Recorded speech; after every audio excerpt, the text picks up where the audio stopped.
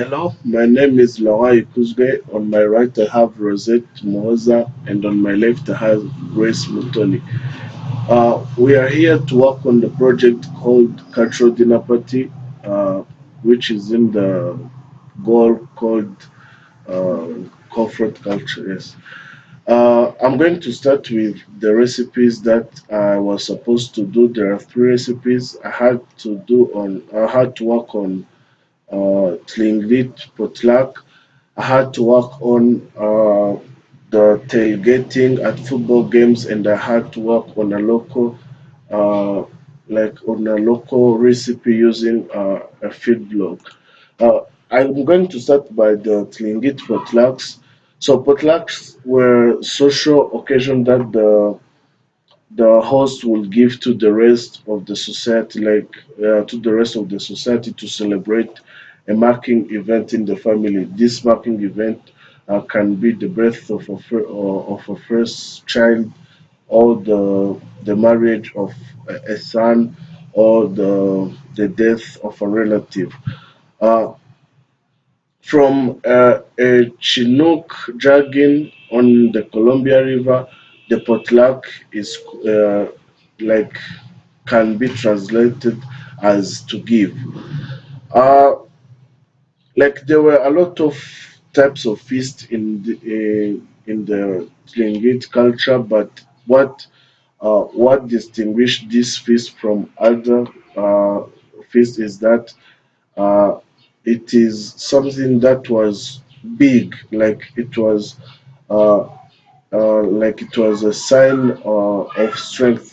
It was thrown to show to the whole community that you are rich, that you have gained a lot of things on the battlefield, all that you have increased your wealth. Geographically, this was a culture for the Northwest Coast people in the North America. So, the potluck is a culture considered to be originally originating from North America, as I was saying. Uh, but it is really associated to funerals. Like it have been made famous due to like for its use during funerals. So during funerals, like it was the ultimate stage of the all the funerals activity. You know that there are a lot of activities that happen in a funeral, and this feast or potlucks, it was the ultimate stage of all the activities that were thrown in this funeral. Uh, so after the funeral ceremonies, the usual funeral ceremonies, the guests and the host alike would turn out in Tlingit regalia. These were like piece of cloth that the Tlingit used to wear, and they on this regalia they were like the emblem of the family. Like each family has each emblem. So the food was served in things called haida, which is a traditional dish in the Tlingit culture, uh, and elegantly prepared food were like served to the host and then to the people who came, like the guests. Yeah. So the because of as I said, it was like an opportunity to show to the community that to show to the community that you have wealth. So some people would increase the amount of food that they prepare. They like prepare a lot of food. So as the legend said, there are some families that you like after preparing this kind of potlucks, they become poor because they had over like they went beyond their powers. There's also another legend that said a person who ate a lot of food, uh, and then his stomach busted, and then he died. So his family came to ask for compensation, and the like the family that prepared the party, they compensated the family of the person who died. Uh, due to all those consequences that the party would cause, the culture went on to be banned in Canada in 1884 and then in the USA later. So, because it was like judged to be barbaric and wasteful. So the USA in 1934 relieved the ban, and then Canada in 1951 also followed. So nowadays, because the Tlingit have been separated in different states in North America, they gather around and then they throw this kind of party for special occasions, as I have been telling you. They are not like a special place where you can find Tlingit, but in these days, when there is something that happen, they gather around and then they throw this kind of parties. Another thing I have worked on is the tailgating at football games. So in the United States, we know that there are some sports that are associated to America, like to the United States only, such as like American football, baseball, and then like the NBA.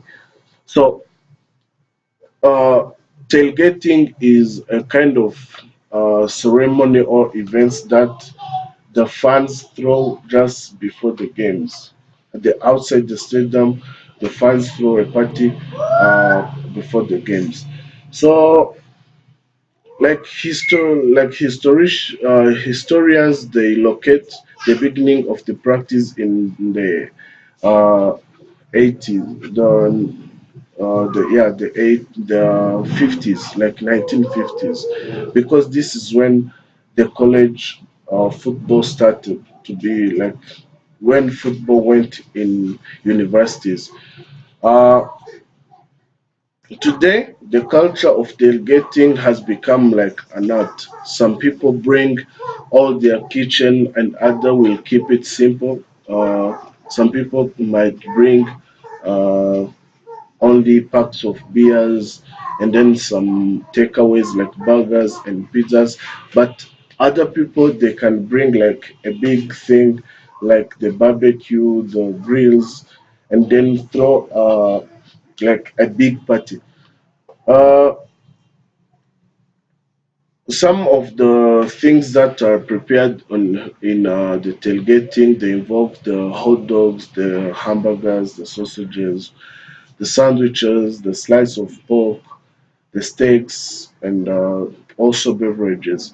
It is advisable to remember enough water to avoid dehydration because this is done in a sunny season, like in a sunny season. Also, it is advisable to remember to bring foldable chairs when you're going to do tailgating because you can use these as tables because you can't find a place where you can put your meal.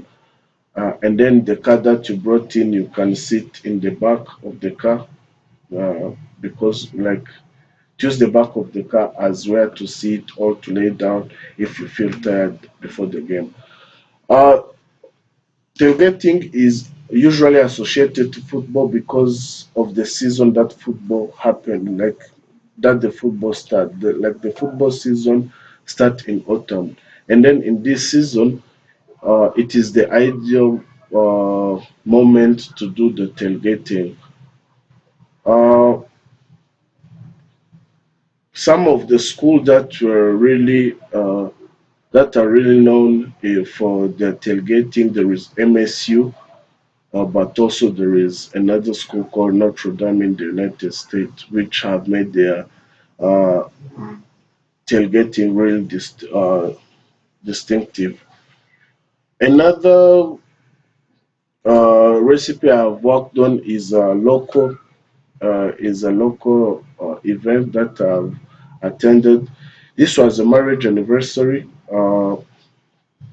where I wanted to know the significance of the marriage and anniversary to my family, and then I wanted to know the significance of a special meal called isombe oil, which is a cassava leaves based meal. So During the event, I asked my aunt uh, why they throw this kind of party, and then she said that it was because they want to celebrate the life of the parent, like the life of their parents. And then she said that uh, when they were still in the countryside, uh, it was the last party that they had done before they came in town.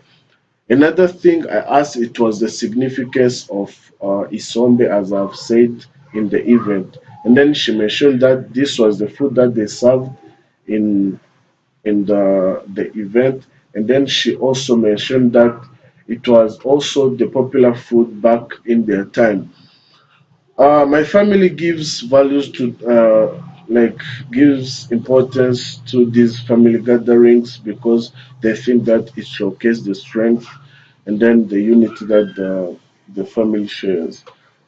Uh, during this event, they gather around all the generations from the grandparents to the grandsons and daughters, and then they share tales, they share stories, they laugh, they sing, and then they drink, and then they also share values from from one generation to the other, and which is a really good thing.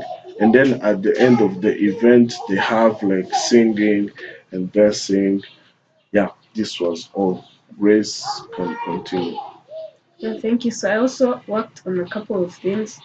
I'll start with the Hindu wedding food. So um, there is no specific menu for a Hindu wedding, but there are certain foods that are common out of habit. So when you attend a Hindu wedding, you most certainly will find that there is a lot of fried food, butter and sugar, which is their significance. They signify this by love. They show love through their food. So the North Indian Hindu weddings will usually have a heavily Mughlai spread, which means a lot of paneer, creamy curries, tandoori meat, and buttery naan. So there'll also be dishes such as butter chicken and lamb curry.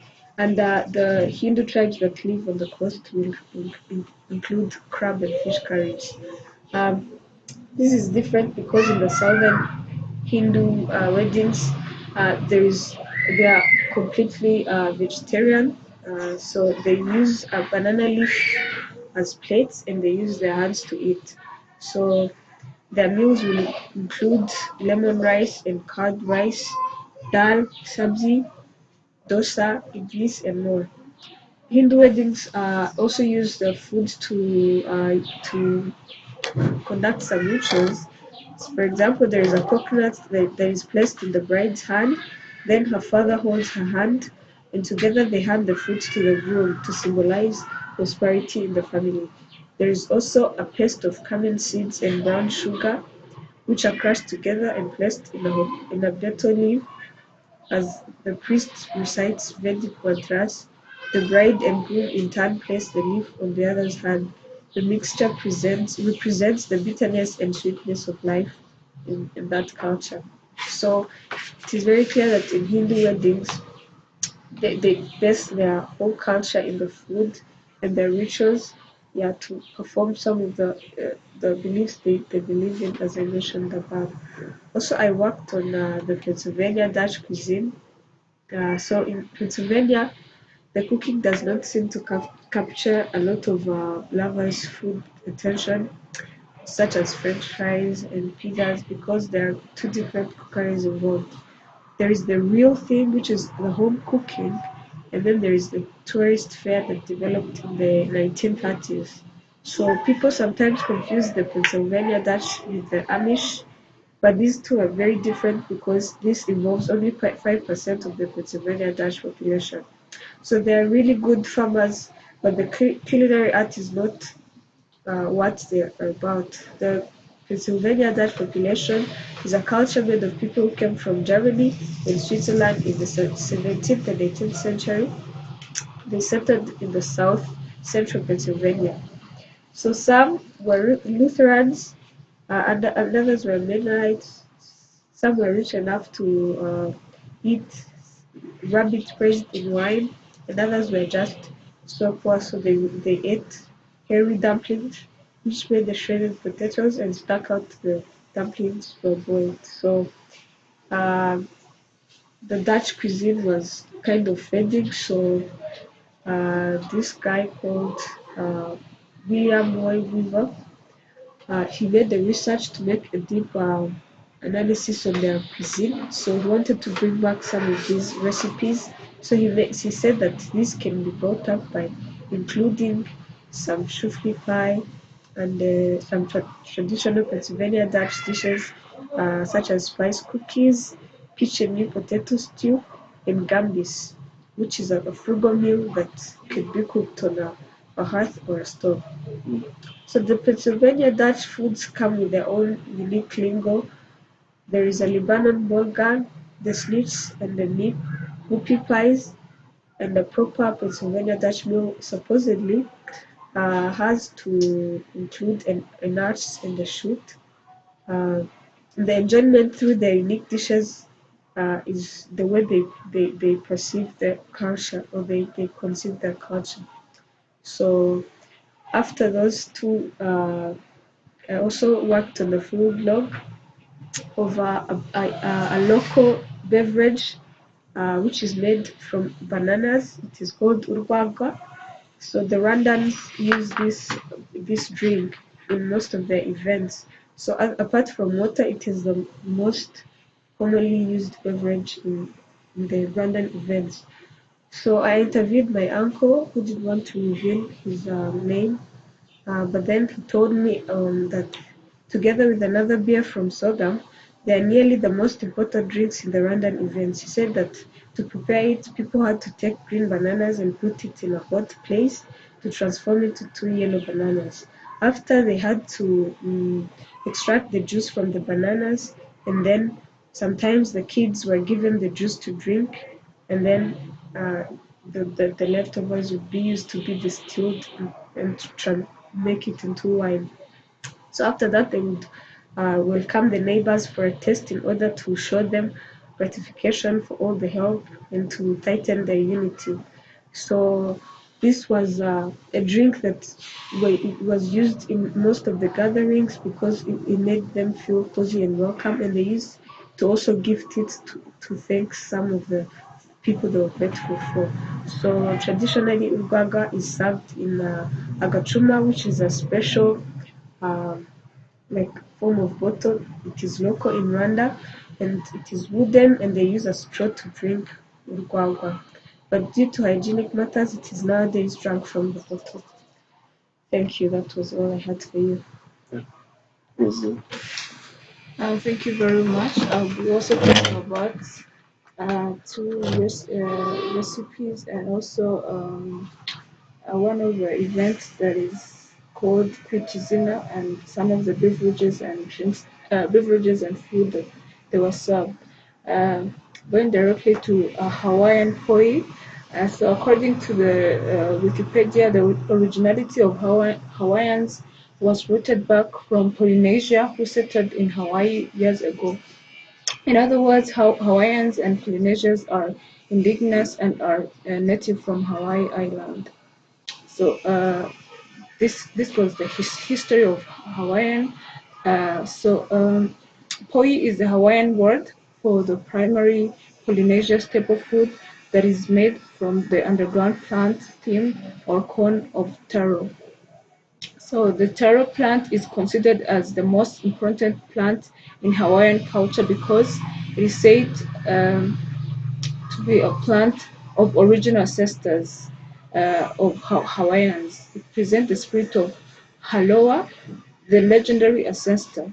They believe that the ancestor was present when the bowl of poi was uncovered for consumption at the family dinner, and accordingly, all the conflict among the family members was required to come to immediate halt. So if they served that kind of food in a bowl, there will be no conflict at the table during the dinner. That's what they believed in. Although a lot of people around the world consume taro, only Hawaiians traditionally cook poi, which is stretchy and paste-like. So, apart from being the ancestors of Hawaiians, poi is also healthy for our bodies and rich in some of the nutrients, according to the scientific research. It is it highlights it highlights that poi is probiotic and can heal many diseases like diarrhea and gynosteri- gynosteritis, but also it's high in a lot of vitamins, minerals, and enzymes. Basically, poi is a paste-like structure and delicate has a delicate flavor, with a pale purple color that derives from that of the taro corn. The flavor changes distinctly according to the poi that has been made. So, talking about the rituals or traditions related to the taro plant, where the poi originates, it was cultivated by only men because it was considered as a dark part to women. The preparation of poi is not only that complicated because they take cooked other side. Taro can also be baked and steamed, which makes it special during preparations. In a nutshell, poi food is not about only food, but also it's a symbol and an element of Hawaiians in respect of their cultures and values. Going directly to Japanese rice, so a long it was long thought that rice farming was introduced to Japan from Korea and China in the year of 300 and 100 before Christ. In December 1987, that's 2000 year old. So the importance of rice in Japan cannot be emphasized enough because it is a staple food. It's a source of traditional spirit, and also it is left as an offering to the gods and ancestors. In the old days, white rice was known for being eaten mainly by people in the cities and militaries of Japan before the World War exposed consumption from the countryside to the white rice, and they liked it very much. In a culture concept, there's much importance of Japanese rice. For instance, I can talk about a tradition name of Japan, which most of you didn't know about. It's called Toyashihara no Mizuho no Kuni, the land where abundant rice shoots ripen beautifully. So this is mainly talked about in Japan. So another thing to talk about is Jorhan, which is a word that is commonly used in Japan, which means cooked rice or cooked meal. Moreover, this word can be used or added as a prefix and given multiple words with, for instance, sogan, which means breakfast, hurigohan, which means lunch, bogahan, which means dinner in Japan. This is to show that it has a fundamental purpose in Japan's culture and also has a lot to do with their rituals and some beliefs too. Uh, uh, talking about Talking about that, once rice is harvested, the bulk of crop will be used in food preparation, but rice is also used to make a number of products essential Japanese food and drink culture. These include rice vinegar, which is used in the preparation of sushi rice, rice flour, and rice bran. Our favorite use, however, is in preparation of Japanese rice wine, more commonly known as sake for no nohoshu. Because growing rice is a labor-intensive effort, people began to cluster together and make permanent dwellings. And besides, Japanese rice was cultivated with a whole village or families from all villages because they are likely to come together and gather to bring up ideas how they can increase their yields, and also how they can bring up irrigation when it's a sunny day. And this was also a way to unify cultures and families in a certain area. So in kitchens across Japanese people are immensely proud of rice, and everyone will have their own favorite way of eating it, or secret recipe tips on how to best use it. Um, whether you prefer a simple bowl or a freshly cooked rice, or enjoy it with tangy flavors of pickled vegetables, there's a lot of way you can prepare it.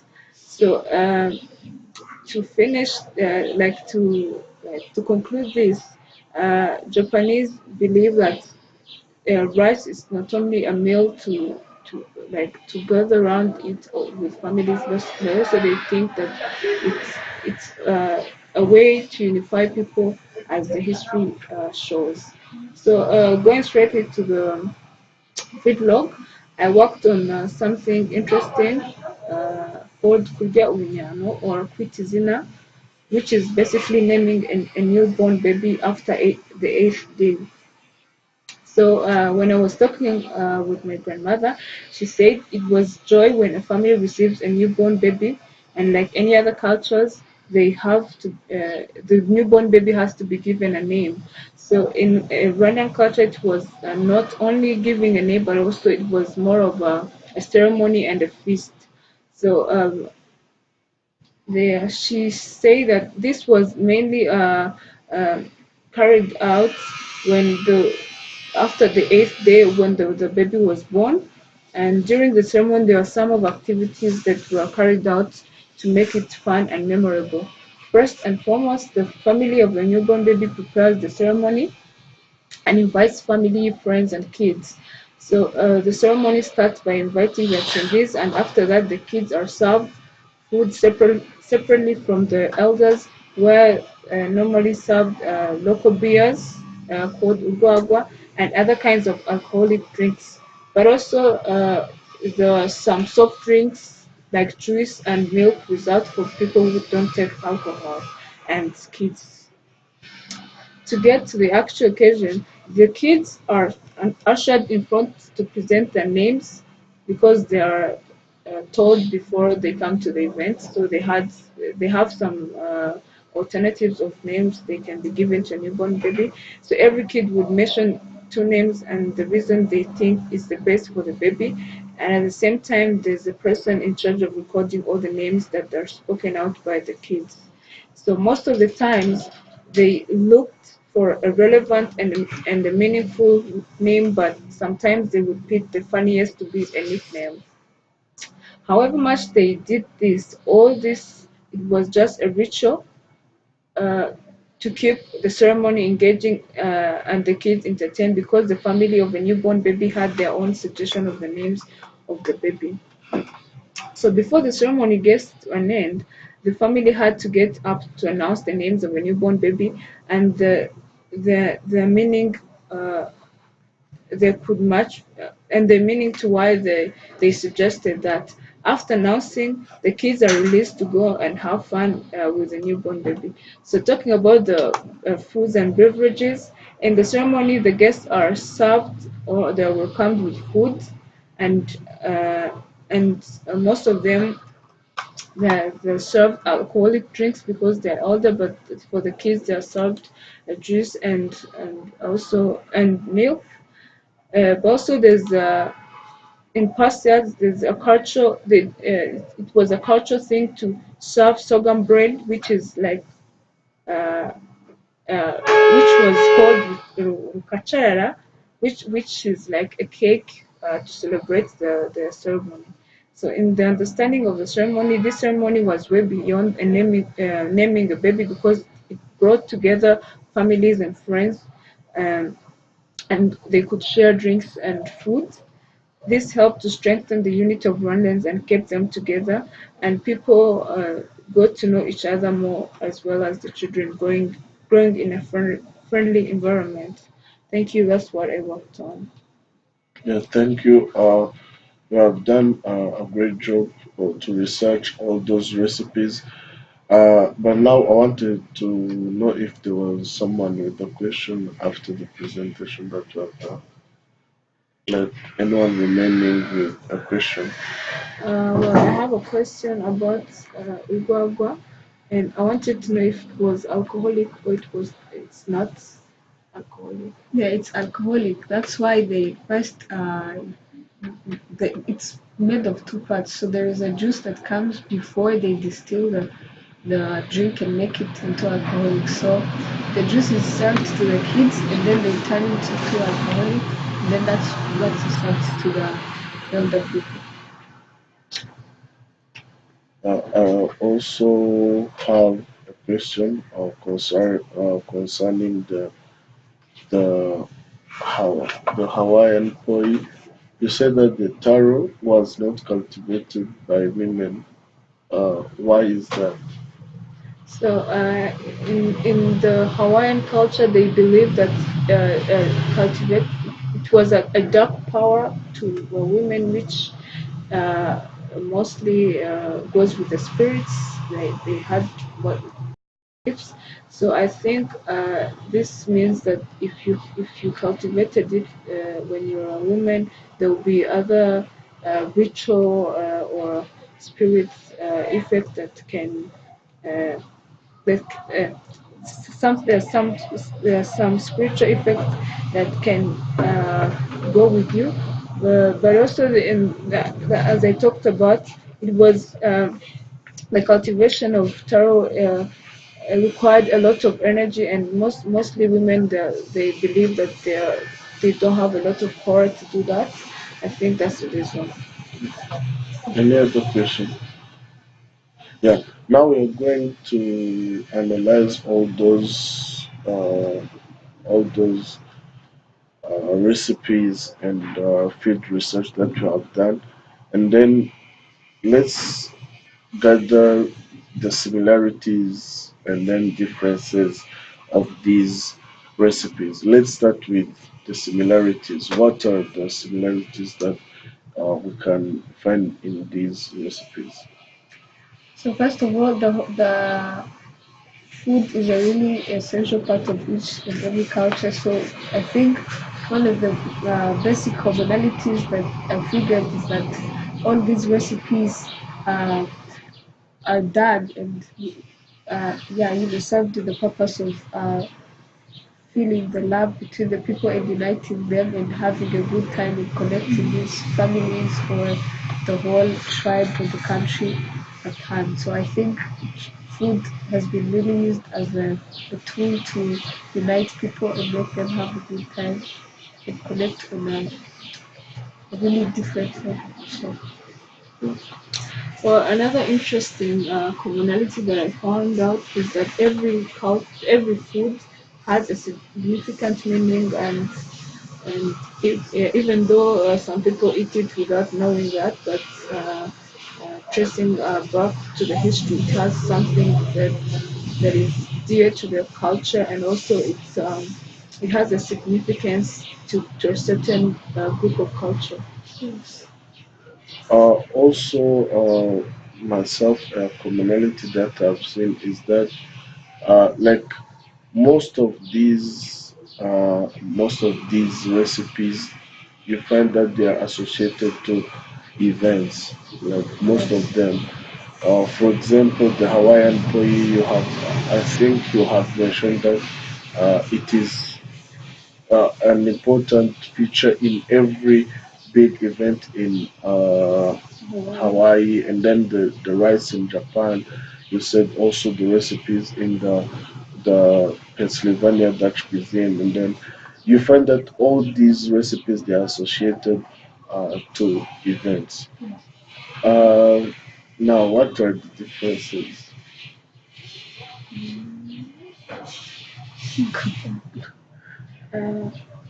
Uh, Let me start. A difference that I've seen is that for some like events or cultures, it required special ingredients, like their own ingredients. Mm. to make this kind of recipe. For example, for the Hawaiian poi and then the yeah the Hawaiian poi especially, it requires the from the taro, I would say. But for others, for example, for the Hindu wedding recipes, you find that you can find all those recipes common in all common place, or just in the potlucks. You can find people bringing their food like fish, meat, but as I've said, in Poi, you find that they have specific, like meal, like specific ingredient. Yeah, I think that's the difference. Yeah, so another difference that I noticed between the Hindu wedding food and others is that the other recipes, for example, the Pennsylvania Dutch cuisine and the poi or the Japanese rice, is that for the rest they were used just to make a good meal so that people can enjoy. But some of these Hindu recipes are specifically for rituals that they perform in the wedding that means a certain uh, meaning in the family, such as the coconut handed to the groom or the nuts that are crushed by the priest there. Those are specifically for rituals that are performed in those weddings. So it's different there. Yeah. No other difference.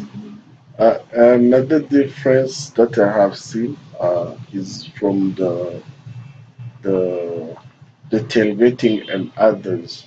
You see that tailgating, you may bring already made food. It means that you can even bring food from all the recipes that we've talked about and then bring it to the game. It means it doesn't have to be like there isn't a common recipe for the tailgating.